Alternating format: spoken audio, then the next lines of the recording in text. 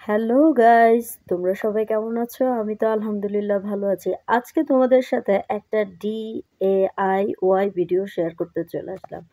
তো এই ফ্যানটা আমি কিনেছি 2021 সালে। দেখতেই পাচ্ছ এটার অবস্থা কি ধরনের হয়ে গেছে। এটাকে একবার দুই মাথা ভেঙে ফেলেছিল, মানে ফ্যানটাকে আর ডাটটাকে আলাদা করে ফেলেছে আমার ছোট্ট বাবুটা ভেঙে। তখন তার বয়স নিশ্চয়ই ৩ বছর ছিল। তো তারপরেও ২টাকে আমি রেখে দিয়েছিলাম। যেহেতু আমার বাসায় কম বেশি কারেন্টের কাজ থেকে সব ধরনের কাজই সবাই জানে। তারপর এটাকে আবার বললাম যে জয়েন্ট করে দিতে। তো এইটা আগে মুভ করা যেত, কিন্তু এটা গ্লু দিয়ে তার দিয়ে এটাকে আবার অ্যাটাচড করার পরে এটা আর জয়েন্ট করা যায় না। তারপর ফ্যানটা এত বেশি ভালো যে মানে এখনও খুব ভালো সার্ভিস দিচ্ছে। চার্জ দিলে কমপক্ষে ৬ থেকে ৭ ঘন্টা তুমি বাতাস খেতে পারবে। সেজন্য অ্যামাজন থেকে এত ভালো একটা ফ্যান কিনেছিলাম। তো এটা কেনার পরে এরকম আরেকটাও কিনেছি। কিন্তু এইটার উপর দিয়ে এত পরিমাণে ঝড় বয়ে গিয়েছে, মানে ভূমিকম্প থেকে শুরু করে এটাকে যত পরিমাণে টর্চার করা যায় সব করা হয়েছে।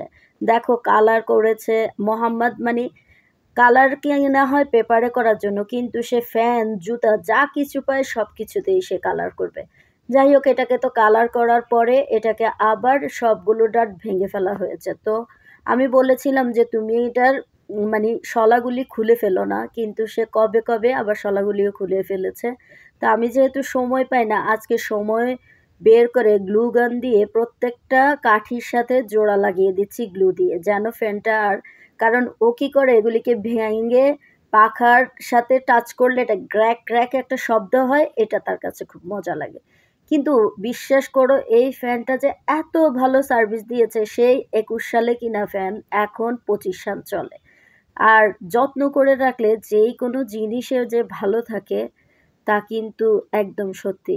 আমি কোনো জিনিসই সহজে নষ্ট হতে দেই না। তারপরে ওকে অনেক বলার পরেও সে খেলার ছলে ছলে, যেহেতু এটা তার জন্যই কিনা হয়েছে, গাড়িতে যখন তার গরম লাগবে, এসিতে যখন তার প্রবলেম হবে, তখন যেন সে হালকা হালকা মৃদু মৃদু ফ্যানের বাতাস নিতে পারে। এইটা ৩টা স্পিডে চলে, স্লো, মিডিয়াম এবং হাই।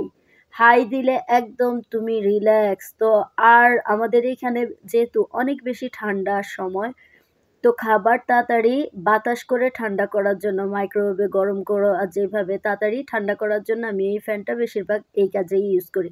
কারণ আমাদের তেমন একটা ফ্যানের প্রয়োজন হয় না। বাসায় যদি আমাদের অনেক বেশি গরম পড়ে, এসি কিংবা বড় ফ্যান আছে ওইটা ইউজ করা হয়। এইটা জাস্ট খাবার ঠান্ডা করা আর হচ্ছে তার গাড়িতে চালানোর জন্য।